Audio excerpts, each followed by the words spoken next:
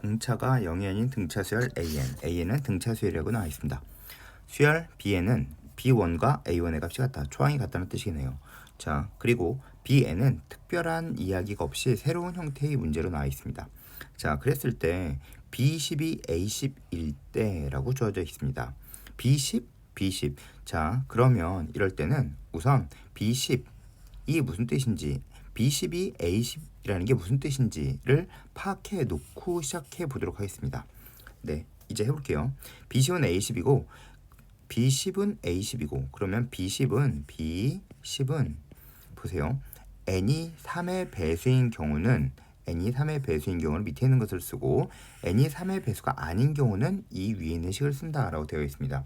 따라서 B10은 위에 있는 식에 대입해 줘야겠죠. 그러면 n자리에 10을 대입하면 됩니다. 따라서 B9 플러스 A10 이란 뜻입니다. 아시겠죠? 그리고 이거의 값이 B10의 값이 A10이라고 되어 있습니다. 그러면 바로 알 수 있는 사실이 하나 있겠네요. B9의 값이 0이라는 거 하나 알게 되었습니다. 자, 따라서 첫 번째 알게 되는 사실은 B9의 값이 0입니다. 자, 그리고 아직은 뭘 계산하는지 알 수 없어요. 그쵸? 자, 이제 계속 계산해 보겠습니다. 그런데 우리가 실제적으로 계산할 값은 B10분의 B8에 대한 이야기입니다. 그런데 반드시 구해준 것을 이용하려고 노력하십시오. 그게 무조건 기본 생각이어야 합니다. 우리는 B9에 대해서 구해져 있었죠. B9가 0이라는 게 나와 있었죠. 그러면 B8을 B9의 형태로 바꿔줘야 하고, 그리고 B10을 B9의 형태로 바꿔줘야 합니다. 자, 이런 생각이 왜 날까요? 무조건 구해준 것을 이용하는 것이 수학의 기본 원칙입니다. 구해져 있는 것, 이것을 반드시 앞에서 선행해서 구해져 있었던 것을 반드시 이용하여 써줄 수 있는 버릇을 기르도록 하겠습니다. 그러면 B8을 쓸 때 B9와의 관계식을 써야 합니다. 그러면 8과 9에 대한 관계식은 8이 여기 있으면 9는 여기 이렇게 있을 수 있겠죠. 아시겠죠? 자, 그러면 B9는 B8 플러스 A9입니다. 따라서 B8은 B9 마이너스 A9가 됩니다. 자, 그러면 이제 계속 보도록 하겠습니다. 잘못 썼죠. 3의 배수면 밑에 있는 걸 썼어야죠. 밑에 있는 걸 쓰게 되면, 자, 이거 잘못 썼죠. B9는 여기 위에 있는 걸 밑에 있는 걸 써야죠. n의 값이 3의 배수니까요. 그쵸? 자, 따라서 이것은 마이너스 A9가 되겠네요. 자, 따라서 여기서는 플러스가 됩니다. 자, 그리고 B10도 우리가 구한 B9를 이용해서 계산해 줄 수 있어야겠죠. 10과 9 사이와의 관계식은 여기서 하나 낮은 여기 이 밑에 있는 식에서 보여주면 될 것 같습니다. 따라서 계산하겠습니다. B10은, 자, n자리에 10을 넣어준 거죠. 그러면 B9 3의 배수가 아니니까 위에 있는 값을 대입해주면 되겠네요.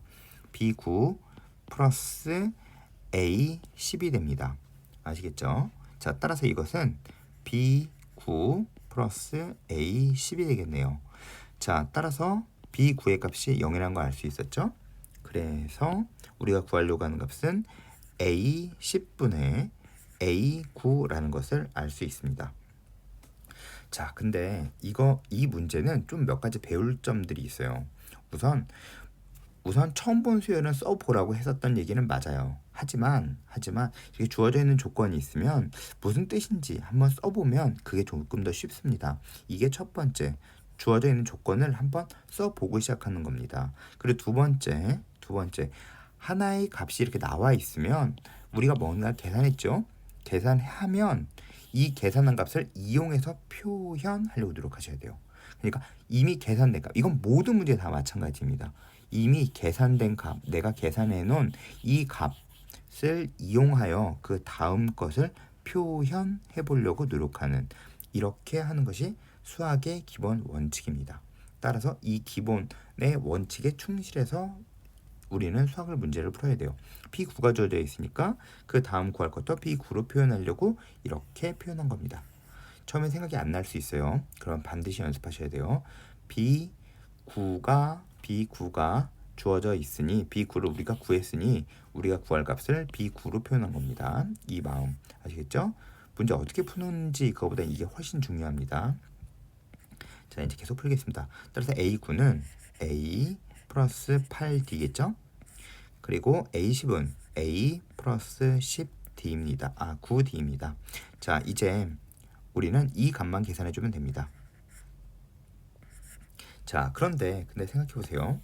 우리는 주어져 있는 모든 키포인트는 B9에서 나와요. B9. 그쵸? 자, B9가 뭔지 계속 계산해 볼게요. 자, 이제 계산하겠습니다. 자, B9를 통해서 A에 대한 이야기를 보려고 하는 거예요. 자, 보세요. 그러면 우리는 이제 이 원래 있던 식으로 넘어가면 이제서야 이제 문제를 처음부터 다시 보는 거예요. 뭘 구할지를 알고 나서 이제 문제를 보기 시작하겠죠. 자, n이 3의 배수가 아닌 경우는 이렇게 표현한다라고 나와 있고 n이 3의 배수인 경우는 이렇게 표현한다라고 나와 있습니다. 자, 무슨 뜻인지 한번 써보겠습니다. 쓰고 지울게요. 만약에 n자리에 2를 대입하겠습니다. 그러면 B2는 3의 배수가 아니니까 B1 플러스 A1이겠죠? 네, 이렇게 되겠네요, 그냥. 자, 그러면 n자리에 3 넣어보겠습니다. 그럼 B3는 3의 배수니까 밑에 있는 걸 써야겠네요. B2, 여기는 A2겠죠? 마이너스 A3겠죠? 그쵸? 자, 그럼 n의 값이 아무 생각 없이 하지 마십시오. 무슨 뜻인지 보면서 하는 겁니다. 4는 3의 배수가 아니므로 B3 플러스 A4가 됩니다. 무슨 뜻인지 아시겠나요? 자, 이걸 보시면 아실 수 있는 게 B2 마이너스 B1이 A2다라는 걸 알 수 있어요. 그러면 B3 마이너스 B2가 마이너스 A3라는 걸 알 수 있어요. 자, 무슨 뜻인지 아시겠나요? 자, 이제 한번 써볼게요. 무슨 뜻인지 이해를 했으면 써볼게요. 보세요. B1, B2, B3 몇 번 써보면 무슨 뜻인지 알 수 있을 것 같아요. 자, 몇 가지 쓸 것 같으세요? 9까지 쓰겠죠. 왠지 아세요? 9가 주어져 있으므로 우리가 9를 구했으므로 9에 키포인트가 있답니다. 그러니까 문제의 키가 있어요. 항상 그 키에 중심적으로 모든 것을 맞추는 겁니다. 자, 그럼 B2 마이너스 B1은 A2가 됩니다. 맞죠? 그리고 B3 마이너스 B2는 마이너스 A3가 되겠네요. 위에서 계산해 보셨죠? 즉 3의 배수일 때는 마이너스가 붙는다는 걸 알 수 있습니다. 따라서 여기선 A4겠죠? 그럼 여기선 A5겠네요. 자, 3의 배수니까 마이너스가 붙겠네요. A6이겠죠? 그리고 여기선 A7입니다. A8 그리고 3의 배수니까 다시 마이너스 A9가 되겠죠. 자, 그러면 생각해 보세요. 이제 우리는 B9가 0이라는 것까지는 알 수 있습니다. 그러면 이것은 B1이죠. B1은 곧 A1입니다. 자, 그러면 B2는 B1 더하기 A2입니다. 즉 A1 더하기 A2가 되겠죠. 그럼 B3는 B1 더하기 B2 마이너스 A3가 됩니다. 무슨 뜻인지 아시겠죠? 따라서 B9는 B1에 이만큼을 다 더한 값이 B9가 나온다는 걸 알 수 있습니다. 따라서 B9는 B1 즉 A1이겠죠. 플러스 A2 마이너스 A3 플러스 A4 이렇게 쭉 써 내려가도록 하겠습니다. 무슨 뜻인지 모르기 때문에 다 써보고 하겠습니다. 자, 그러면 이 값이 곧 0이다 라는 뜻이겠죠. 자, 이제 계속해 볼게요. 자, 이것은 A1이죠. 그리고 공차겠네요. 그쵸? 그럼 마이너스 D겠습니다. 자, 역시 공차죠. 마이너스 D죠. 공차죠. 마이너스 D가 되겠네요. 자, 이제 계산하겠습니다. 초항은 A죠. 그러면 이건 계산했습니다. 그리고 마이너스 D가 하나, 둘, 셋, 즉 마이너스 3D 계산했죠? 계산한 거 체크합시다. 실수하지 않도록. 그리고 A4는 A 플러스 3D 그리고 A7은 A 플러스 6D. 계산 끝났죠? 계산 안 한 거 없죠? 실수를 유발하지 않도록 반드시 빗금을 치도록 하겠습니다. 이렇게 하면 없어지겠네요. 그러면 3A 플러스 6D가 0. 따라서 A는 마이너스 2D가 됩니다. 아시겠죠? A는 마이너스 2D. 자, 이제 우리가 구하려고 하는 값으로 넘어가겠습니다. 자, A는 마이너스 2D이므로 이것은 7D분의 6D가 되겠네요. 따라서 답은 7분의 6이 됩니다. 따라서 답은 13이 되겠습니다.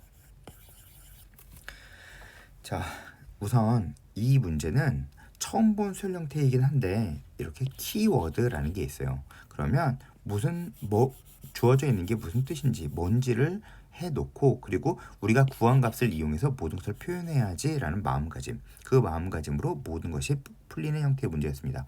지금 끄고 그 다음에 여기까지 듣고 이걸 끄신 후 다시 곰곰이 생각하셔서 다시 한번 풀어보셔야 됩니다. 다시 한번 풀어보시면서 머릿속에 정리를 하셔야, 그래야 이 문제 자체가 정리가 잘 됩니다. 듣고 끝나시면 안 됩니다. 반드시 문제를 끄고 다시 한번 풀어보세요. 아, 이렇게 푸는구나. 에 초점을 맞추시면 안 됩니다.